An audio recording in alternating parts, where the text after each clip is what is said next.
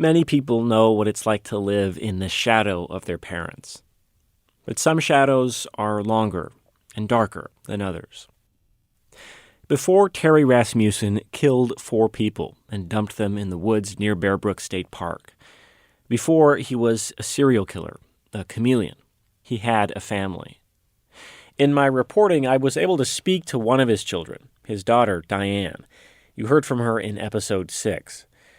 Terry Rasmussen also had a son.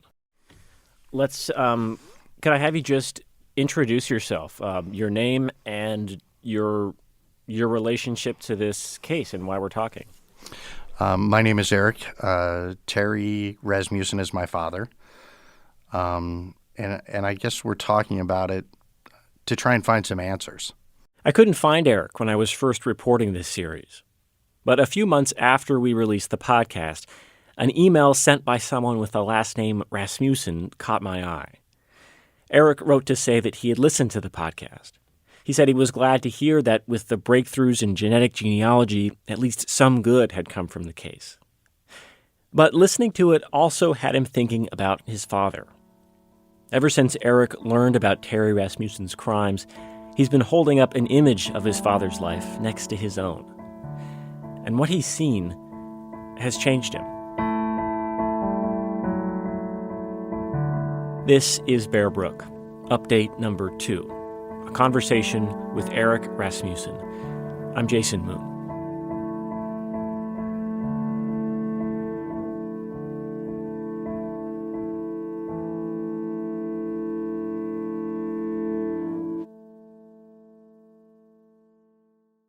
Eric, you can hear me okay and everything? I can. Okay, great. I think a few weeks ago, Eric and I sat down to talk about what this story has meant for him. I started by asking him about the day this all began for him. Remember, like Diane, Eric grew up not knowing all that much about his father. As far as he knew, he was just a deadbeat dad who left him when he was 5 years old. And since then, Eric grew up, joined the Marine Corps, then the Army, had some kids, got married and divorced a few times. Then, in 2017, 4 decades after he last saw his dad, Eric got a phone call from the New Hampshire State Police. I mean, it was very surreal. I mean, it was, you can't, it's nothing life prepares you for a phone call like that. I mean, it's just, I guess the only way I really dealt with it at that first moments was that it just wasn't true. Eric says it didn't fully sink in until later when the detective sent him an email with some more information about the case. It really became real when I clicked on the link to the interview that he did in California, and I heard his voice. Now, I haven't talked any more about Ensoon's problems or my problems because, frankly, you're not my priest, no, and you're not my doctor. That's when it really just became 100% real for me, as I heard that voice that from the past that it's hard to explain, I guess the closest I could put it, and forgive me if I go off on a tangent here, is when I was in Desert Storm. We had been across the Kuwaiti border for about a day, and we were moving towards Kuwait City, and we had camped for the night, basically, with a bunch of tanks laid out, and we were digging foxholes, and there was a machine gun fire that starts up, and then all of a sudden there's this call of gas because this missile had landed, and my gas mask wouldn't seal. And the sheer terror of that, of your mask not sealing, you think you're going to die. You're starting to panic somewhat, and you're trying to keep cool at the same time, and just that feeling that builds up in you of all this stress, this anxiety, this terror. And that's what I felt when I heard his voice.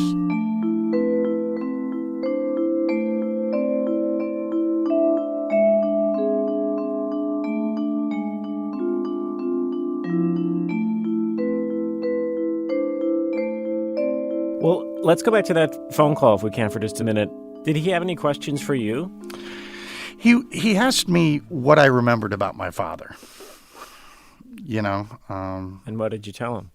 Well, I told him the two prominent memories I have of my father. I remember when he came to visit us in Arizona after my mother had left him. Just a reminder, this is the unexpected visit that Terry Rasmussen made sometime in 1975 or 76. It was the last time his family saw him. Terry had with him an unidentified woman who investigators believe may be another victim. And I remember him being with a brunette woman. I remember that. I remember him not saying much. He said something to my mother, and that he kind of looked at us. But, I'm a father myself, and, the first thing you do when you contact your children after not seeing them for a while is you want to physically be there for them. And he just didn't seem to hold that connection. The other memory Eric has of his father is something that Diane also mentioned to me. She said it was the moment that finally convinced their mother to leave Terry. I remember the day that he burned me with cigarettes. I don't remember if it was one or two, but I remember feeling burnt. And I remember crying, and I just remember the look he gave me. It was just so... It's hard to describe. It was like a dead man looking at you in some ways. Do you remember how old you were at that time? I think I was right about 3.5 to 4, right in there. Wow. Any recollection or idea as to not that there's a good reason, but why he would have been doing that to you? That goes to the question I think everybody has is how does a man like that exist, and how does a man like that do anything? I guess it doesn't make sense to me, but I kind of really need to know in kind of a morbid sort of way. This is the shadow that Terry Rasmussen casts over Eric Rasmussen. Ever since he learned about his father's crimes, Eric has been gripped by questions of how and why. Questions that I think we all try to answer when we hear a story like this. But the difference for Eric is that whatever answers he comes to also say something about him. Not just because Terry was his father, but because Eric has come to realize that he and his father's lives have in some ways moved along a parallel trajectory. It's a really odd parallel because, there were two things that he was heavily interested in, and that was mechanical and electronics. And the way that unknowingly, my path directed was exactly down those same ways. I spent time as an auto mechanic. I spent time in the dyno field, which is heavily electronic. I mean, he went into the Navy. I spent time in the Marine Corps. I don't want to be like him, but unfortunately, I kind of am in a way. And that is a scary thought in itself. I mean, that's the one when I can't sleep at 3 o'clock in the morning that draws me. I know I'm not going to do what he did, but I don't want to get anywhere close to that line. And that's the one that keeps me up. It's not only the outlines of a career path that Eric and Terry share. They also bear a striking physical resemblance. Diane told me that when the state troopers were first breaking the news to her, one thing that helped convince her it was real were the mugshots of Terry and how much they looked like Eric. You read about, the people that talked to him, and the detective in California said, oh, gosh, those crystal blue eyes. I get that every week. At least once a week, somebody says, oh, my God, you have the just gorgeous crystal blue eyes. And I'm like, I just don't want them. But, I look like him. Yeah. I wonder, what was your idea of your father as you were growing up? And, after he had left, what was your sense of him?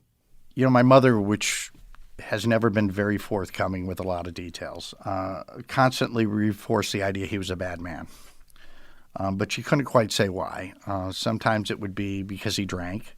Sometimes it would be because he slept around with all the babysitters. There were some times she said to me, "You're just like him," which really is a phrase that kind of drags home now. So, and she would tell me how I looked like him, how I was just like him, and then she would take it out on me physically. But you were curious despite all that. Oh yeah. Well, you have to. You're growing up in a single parent home. You want to know the other half of you. Yeah. So has this led to other conversations within your extended family? I know obviously that your relationship with your mom is fraught for obvious reasons, but have you found yourself talking to family members from his side or reconnecting with folks? I have. I have found a few family members from his side that are willing to talk. And the one story that came out that really struck me as intuitive was they were at a picnic, and he was maybe 8, 9. Terry was 8 or 9? Yeah. And he chased someone around at the picnic with a knife he'd been using to cut watermelon because he became so angry. So talked to other members on that side of the family who talk about a darkness that flows in the Rasmussen family. And they don't call it depression, they call it darkness.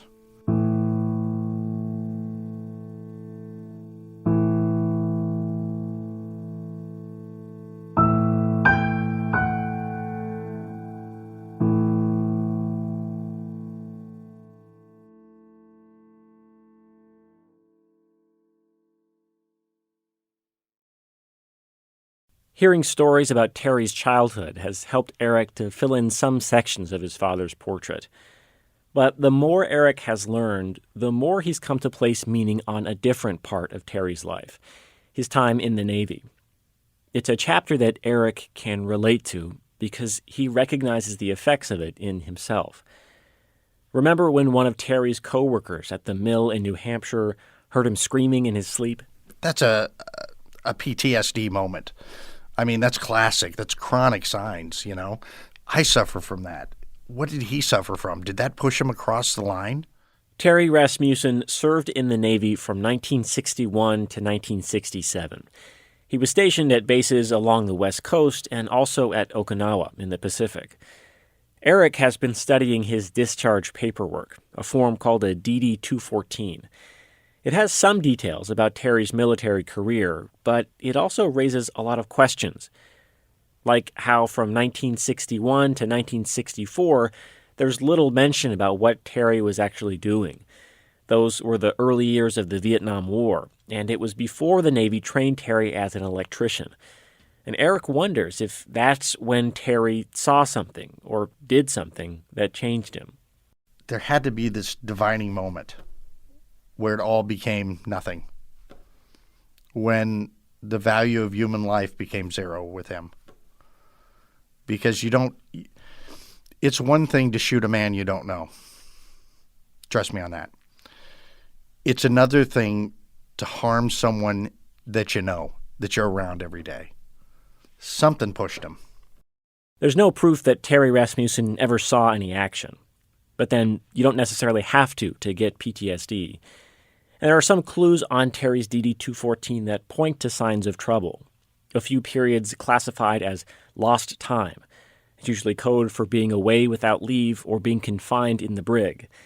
And his form also has a re-enlistment code that basically amounts to the Navy telling him, don't come back. In any case, this idea that something pushed Terry is what ultimately convinced Eric to change his life. After learning about all this in the summer of 2017, he left a lucrative career in engineering to work with vets. He did so many bad things in this world. I had to do something positive, something good, not to redeem him, but to redeem myself. And I got a job at the VA. I figured at least I could help other vets. Maybe in an instant, maybe one word, maybe one moment, a handshake, hey, the coffee's over there. Something would make their day just a little bit more and maybe they wouldn't push themselves over the edge, you know? So how much is Terry on your mind when you're there and talking to vets? Do you see sort of shades of him or versions, of him in the vets you're speaking to? Oh God, there isn't a day that goes by that I don't see somebody in a Navy Seabees hat, and so it's always on my mind. Unfortunately, because I wish it wasn't so much, but it is. Yeah. Well, it's interesting to me because one thing that we have tried to do in telling this story is not to focus too much on him and his story in the way that sometimes stories about serial killers can get sensationalized to an extent where it seems to be more about that person's life than the lives of the victims they had. And in a weird way, they can almost end up being glorified. But you find you're in a situation where you can't help but want to know everything you can about him because it's in a strange way also about you. It is about me. It's about at least half of me. There's no other thing for me to do except for move forward and trying to find at least some answers. Because what I know now isn't enough for me, and it's not because I'm fascinated by this killer. It's because I want to know what drove him. And that's really what I have to know, is what drove him. It almost sounds like that has become the new purpose of your life, if I could put it so bluntly. Yeah, is to not be him. To do whatever I can to not be him.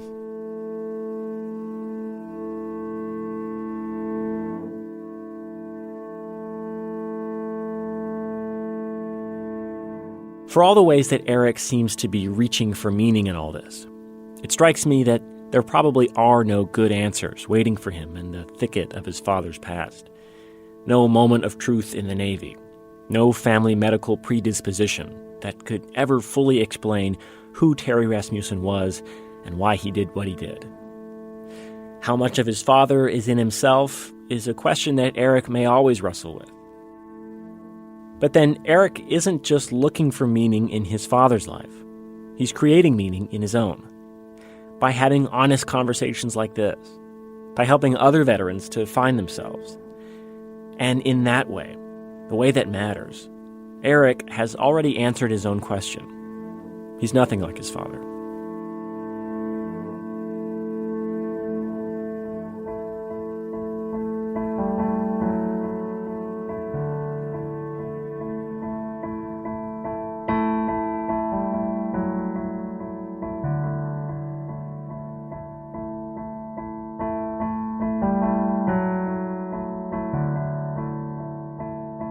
Stay subscribed to Bear Brook to hear future updates in the case. We're hoping to bring you more episodes soon.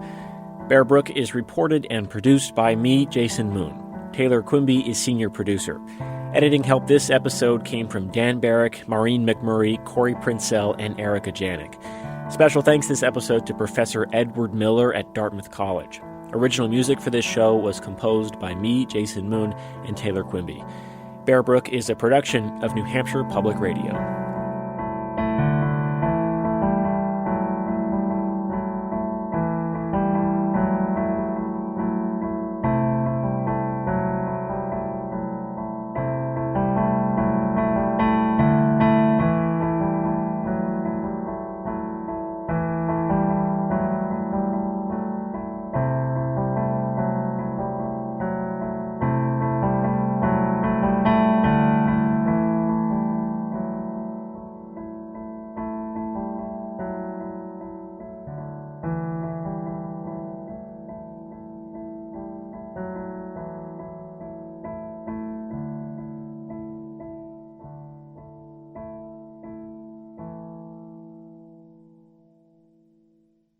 Hello, this is Jack Wilson, the host of the History of Literature podcast.